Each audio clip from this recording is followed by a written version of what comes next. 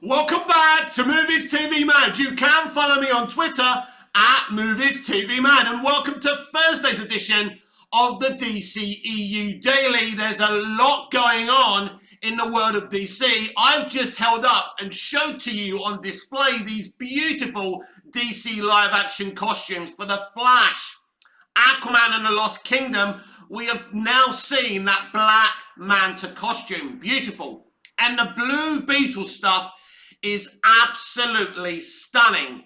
I will today talk about all of that via articles. We will definitely be getting into that.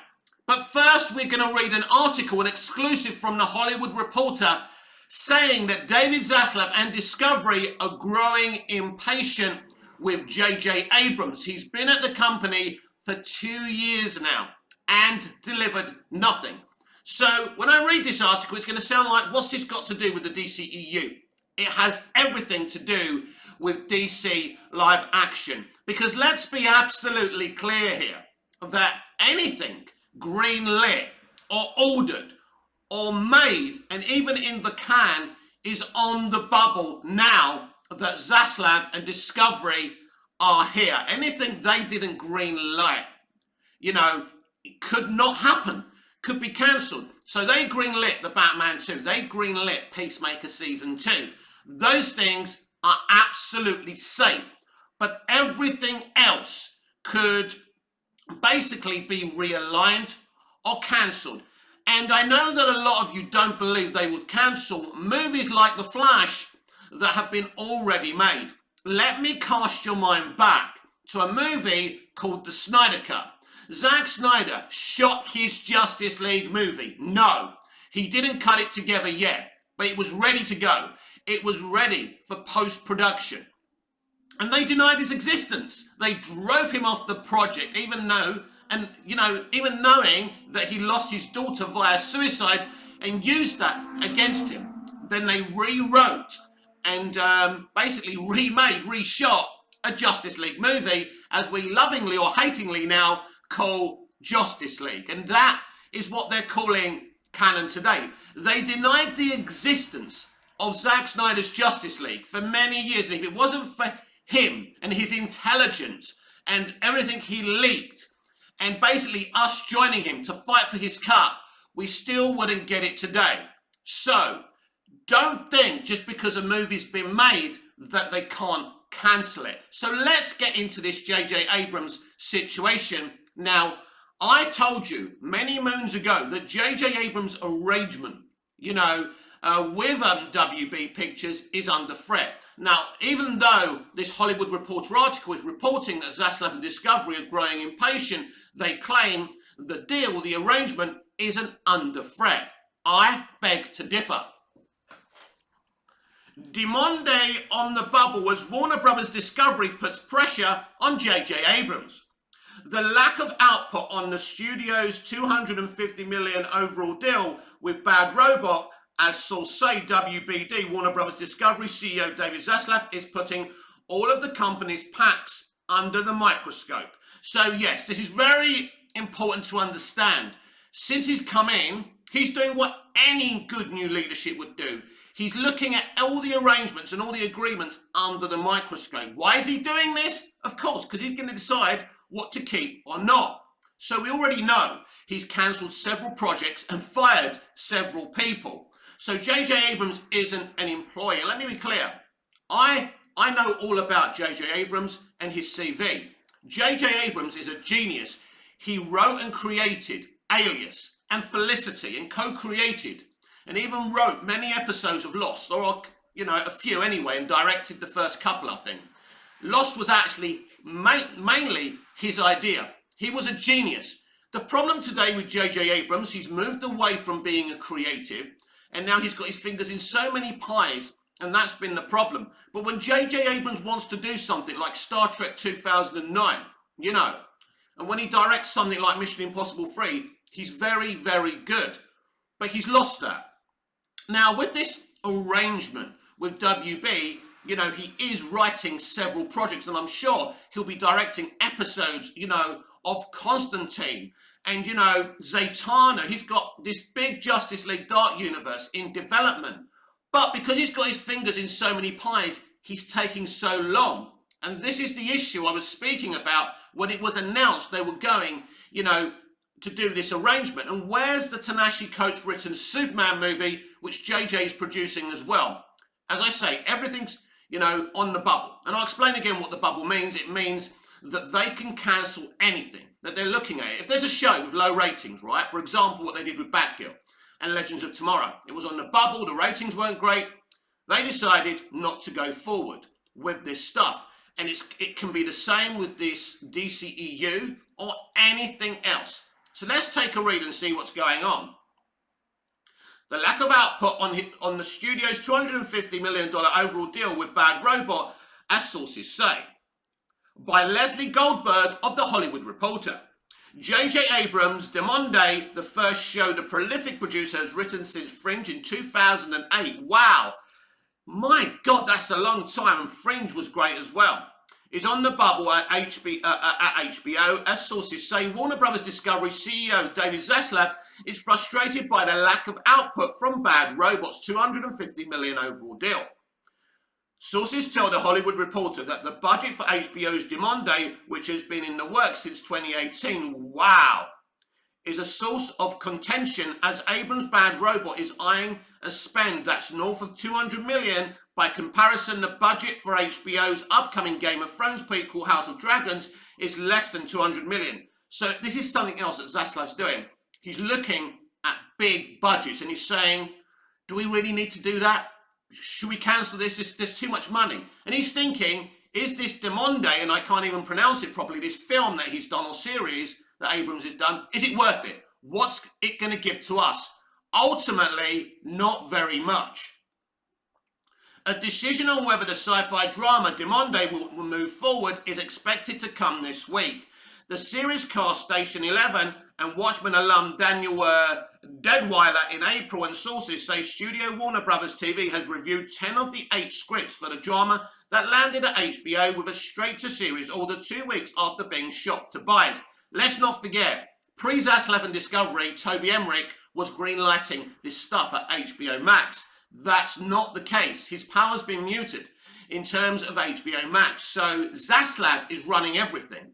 Right now, Zaslav is the president of DC Films and Warner Brothers Pictures, even though Toby Emmerich is officially the chairman of WB Pictures. This guy Zaslav has rolled up his sleeves, got his garden mitts on, and he's dealing with things. He's doing the weeding now. And if you doubt that, next month you're going to find out how ruthless this guy is. Bad Robot's rich overall deal with Warner Brothers Discovery is currently not in jeopardy. I beg to differ. Though the lack of output has created a larger discussion about what the newly merged company expects to stem from the pact. Zaslav, sources say, was frustrated with the lack of delivery from the deal that was signed back in September 2019. Think about that for a minute. 2019, 2020, 2021. That's 3 years ago. Wow. September 2019, after Abrams and Bad Robot met with suitors including Apple as they shopped for a rich new pact. Abrams has multiple projects in the works under the company-wide deal, with Demonde joining an adult animated Batman series that reunites Abrams with his Felicity collaborator and friend Matt Reeves. Yes, big connections between Matt Reeves and J.J. Abrams. So is this going to put Matt Reeves in jeopardy? Well, if he takes J.J. Abrams' side in this kind of discourse, he will be in trouble. It's best to keep himself out of it.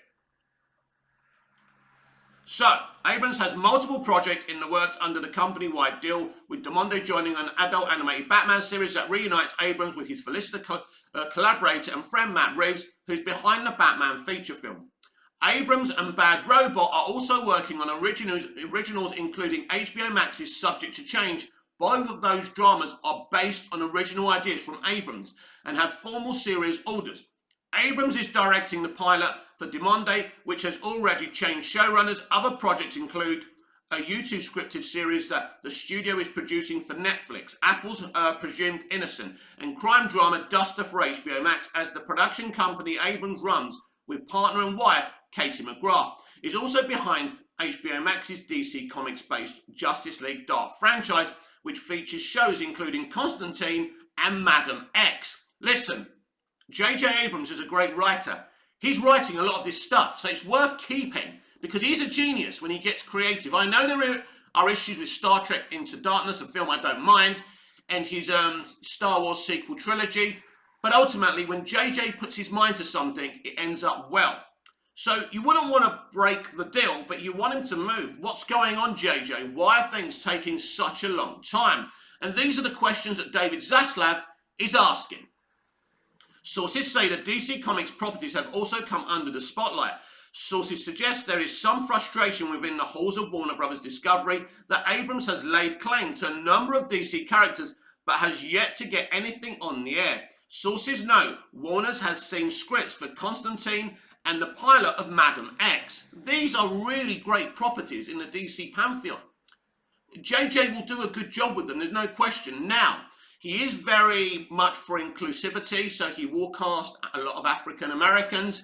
Maybe he won't cast, Native Americans, which really people that really need representation, because African Americans are the most represented minority in Hollywood. It would be nice to see some other people get some inclusivity. That's something I'd love to say to J.J. Abrams' face, because as I just said, I have a lot of respect for the man for what he's done in the past. Meanwhile, the lack of delivery on content to HBO and HBO Max has created a pipeline issue for both the premium cable network and streamer. Make it challenging to plan for budgets for things like marketing. There's currently no delivery plan for any of Bad Robot's multiple projects for Warner Bros. Discovery platforms or for third-party buyers. Wow. Abrams, it's worth noting, is working on a new Star Trek movie for rival studio Paramount Global, as the Warner's pack did not include exclusivity. Now, I saw this as a problem from the beginning. I said, if you don't have him exclusive, he's going to go off. Now, I can't wait to see what he does with Star Trek 4, because I like his first movie, and I think his second movie is okay. It doesn't feel like Star Trek, but it's a very good, exciting movie, in my opinion. Now, if he's going to go off, if he is directing the next Star Trek, and I don't think that he is, that could be an issue. He needs to start delivering, or they're going to leave him behind. What this article is trying to kind of say, that he's holding characters like Superman and the Justice League Dark characters hostage by literally saying, I want them, and not doing anything with them. It's like he doesn't want anyone else touching them. Now, they can take any of these projects away from him whenever they want. Now, I think it's very hard to, delete the deal, because you have to pay the man off, but maybe David Zaslav could see that as a price worth paying. We'll have to wait and see. In a larger sense, Zaslav is putting all of the studio's overall deals under... Let me say that again. Zaslav is putting all of the studio's overall deals under the microscope as he looks to trim $3 billion from the newly merged Warner Bros. Discovery. Other rich packs at the studio include Greg Berlanti's $400 million deal, which I think they'll get rid of which Warner's has already seen scores of shows and movies debut on the linear and streaming platforms. And don't forget, Zaslav's already gone for Berlanti's projects like Batgirl and Legends of Tomorrow. I definitely think Berlanti isn't long for this world at WB. Bad Robot, it's worth noting, has been rapidly expanding into divisions including gaming and podcasting. Yes, listen, J.J. Abrams is a man, as I say, with many fingers in many pies. He's a businessman as well as a creative, but he's been more of a businessman than an actual creative for a very long time. You are going to be hearing a lot of situations now that Zaslav and Discovery are there. They are trying to trim a lot of money because they spent a lot of money to merge with Warner Media. So they're looking to trim the fat. So anything that doesn't deliver, they're going to get rid of. I don't see them getting rid of stuff that works. But you should be under no doubt that nobody's reputation or movie is too big to get rid of. As I said earlier, don't forget that they were happy to deny the existence of Snyder's Justice League movie and remake another version of that film. So yesterday we spoke about the rumour about Jason Sudokis coming in the Blue Beetle movie. Now this has been debunked. Jason Sudoki's Blue Beetle casting rumour gets debunked. Despite speculation that he would be playing Ted Cold, the Jason Sudoki's Blue Beetles movie casting rumours have been officially debunked by Andy, whose surname I can never pronounce. The Jason Sudoki's Blue Beetle casting rumour has been debunked. One of Warner Brothers' upcoming DC adaptations for the big screen and directed by Angel Manuel Soto, the Blue Beetle movie story centres around Jamie Reyes becoming the titular teenager superhero. After he one day discovers an alien scarab, Cobra Kai star Xolo Maridula will bring the hero to life, with Blue Beetle set to be the first major superhero movie led by a Latino character from a Latino filmmaker. It's very good. I like Latino and approve of Latino inclusivity because they don't get enough. Unlike African Americans. Again, that's not me being racist or hateful. It's a fact. Something that is becoming standard for the comic book movie genre is the endless cycle of speculation, whether it be storylines, costumes, or even casting choices. The DCEU isn't immune to getting inundated with rumours, which sometimes create a false narrative for what WB is actually doing with their movies. Recently, there were rumblings that Ted Lasso star Sudokis was set to play Ted Cold in Blue Beetle. A casting call had gone out that was looking for a body double with a picture that had features similar to Sudokis.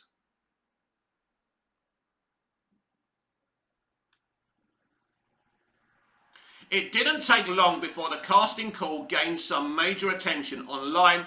While nothing was confirmed by Warner Brothers or DC Films, however, the Sudoki's Blue Beetle casting rumour has now been debunked. The Rap's Humberto Gonzalez confirms that not only is Sudoki's not playing Cold in the DCEU film, he isn't part of the cast at all. Check out Gonzalez's tweet below. I'll talk about him in a minute. Because Screen Rant are saying it's been officially debunked. But then you have to kind of say that Humberto Gonzalez is a respectable journalist. No, Jason Sudokis is not playing Ted Cold in Blue Beetle. He's not in the movie at all. So, is he telling the truth? Well, Humberto Gonzalez is a bit like a broken clock. He can be right twice a day at least. So who knows? While the Sudokis casting rumour proved false, there is some evidence to suggest that the character of Ted Cold will feature in Blue Beetle. The first bit is that Cold Industries can be seen in the official Blue Beetle costume concept art, which is Ted's company in the comics. Another key ingredient is that one of the many confirmed cast members is Susan Sarandon, who is officially set to portray the villain Victoria Cold. Of course, that doesn't mean that Ted's in the movie. She could be a replacement for the character. An original character for the film, while Victoria will serve as the antagonist, she is reportedly going to be Ted's wife. It's also worth noting that in the comics, Ted held the mantle of Blue Beetle before Jamie. What they could do here is say, a long time ago, Ted was Blue Beetle. And now his wife or his sister or whatever maybe wants revenge for what happened to him. So there could be a very interesting storyline here coming forward. Even if Ted ends up not being in Blue Beetle, that doesn't mean he won't appear in sequels. As the director has confirmed, he has ideas for future installments given Ted and Jamie's shared ties in the Blue Beetle mythology. It would only make sense for Ted to show up down the line, whether he would suit up as well or mentor Jamie throughout his heroic journey. There is so much the Blue Beetle franchise could do with that relationship. With the Blue Beetle movie release date set for summer 2023, the studio's plan for the movie should become clearer within time. Very interesting. Now, anyone who knows anything about Blue Beetle in the DC Comics pantheon and lore knows there's a lot of interesting characters you can do spin-offs for.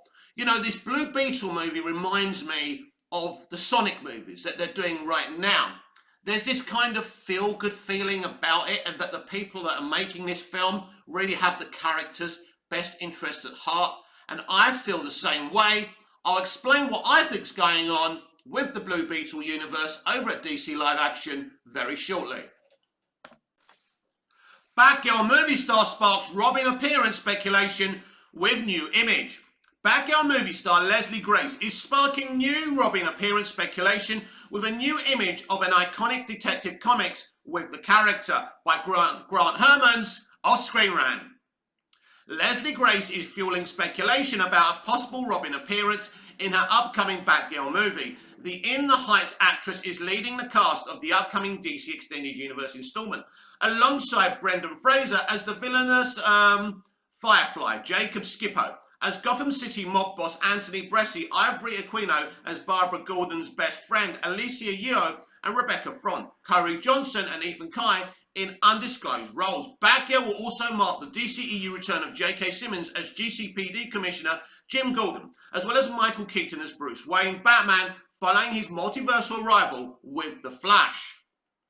Development on Batgirl has suffered a rocky road over the past 5 years, with Joss Whedon originally hired to write, direct and produce the film, though would ultimately depart, with conflicting reports indicating he failed to come up with a story, as well as being let go by Warner Brothers in the hopes of finding a female director. The studio would get a female screenwriter with Birds of Prey's Christina Hodson to pen the script for the film, though would turn to Bad Boys for Life, Adil El Albrecht and Billa Follett to take the helm for the new DCEU effort. From their development on Batgirl moved smoothly as Grace was cast 2 months later, and production would run from November 2021 to March 2022. Nearly 2 months after filming wrapped, Leslie Grace took to Instagram via CBR to keep anticipation high for her upcoming turn as Batgirl. In a now expired story, Grace shared an image of Detective Comics number 526, an anniversary edition that marked Batman's 500th appearance in the comic series, which also features Batgirl and Robin, sparking new speculation of the Boy Wonder's appearance in the new DCEU movie. Check out a screenshot of Grace's story below. So here it is, I'll show it to you. So this is the Detective Comics graphic novel. I like the design, I love the artwork, really, really cool. Penned by iconic comics creator Jerry Conway and drawn by Don Newton, 1983's Detective Comics number 526 was Jason Todd's second full appearance in the world of DC Comics, and saw his world turned upside down as he learns that Bruce Wayne is Batman and his parents were murdered by Killer Croc. In the years that followed, Todd would be adopted by Bruce Wayne and trained by he and his predecessor Dick Grayson to become the new Robin, while Grayson would take on the mantle of Nightwing. Todd would infamously be killed off in comics by the Joker with the 1988 A Death in the Family storyline, before being resurrected and becoming a brutal vigilante known as the Red Hood. Grace's new Instagram story isn't the first time a Robin appearance has seemingly been teased for the Batgirl movie. Set photos emerged in January showing a mural of Michael Keaton's Batman paired with a Robin, leaving many to speculate which version of the Boy Wonder would appear in the film. The most notable being that of Dick Grayson, given his relationship with Barbara Gordon in the comics. With no release date set yet for Batgirl, only time will tell whether Keaton's Batman will be accompanied by a Robin or if the Dark Knight continues to fly solo. So very interesting. Now, is this a DCEU project? This is another project that has, well, this is a project that doesn't have a release date. Actually, I think it's the only upcoming DCEU movie that's been finished off and is in the can that doesn't have a release date, which is very, very suspicious. Now, which Robin are they going to use? They've definitely got a Robin in this movie. So whether it's Jason Todd or Dick Grayson. Now, in the Snyderverse, Dick Grayson was murdered by the Joker, not Jason Todd. And it's different, as we just read, in the comics. Will they keep with what Snyder did, or will they use Flashpoint to delete that? Personally, I would love to see Dick Grayson as Nightwing and Jason Todd as the Boy Wonder, and I hope we get to see that. But with no release date, anywhere to be seen, how do we know what's going on with this movie? If the Flash movie does get delayed again or cancelled, what are they going to do with this movie? And I think that's why there's not a release date. There's a lot of suspicious things going on. Blue Beetle movie set photos reveal first look at DC superhero costume. New set photos from the production of Warner Brothers' Blue Beetle live-action film reveal the first look at the DC superhero's full costume by Andy, whose surname I can never pronounce, of Screen Rant. Yes, very exciting this week because we've got a lot of on-set leaked pictures, and now there's some kind of con going on. We've seen all these costumes. I was showing them to you at the top of the show. So we're going to discuss this a little bit. The first batch of set photos from Warner Brothers' upcoming Blue Beetle live-action adaptation reveals the DC hero's costume, one of Warner Brothers' future DCEU projects. We'll talk about that. I'm not convinced this is a DCEU project. Is Blue Beetle starring Cobra Kai star Xolo Mariduefier, I think that's how you say his name, as Jamie Reyes. While the teenager hero made his live-action debut in Smallville Season 10, Jamie finally gets the cinematic treatment over 10 years later. Blue Beetle centers on Jamie, who one day discovers a powerful alien scarab that turns him into the iconic DC titular hero. Angel Manuel Soto is attached as the director, while Gareth Aloka wrote the Blue Beetle screenplay. Blue Beetle will be the first major superhero motion picture headlined by a Latino character. Initially, Blue Beetle was set to be an HBO Max original before Warner Brothers and DC Films turned it into a theatrical film. But why did they change their minds? I'm happy that they did. I have a theory about that. Released in theatres in the summer of 2023. As principal photography is underway in Atlanta, set photos have begun to surface from filming. Just Jared via @MarvelMania got the first look as Mariduefier in the costume. I can't read his surname, I'm sorry mate.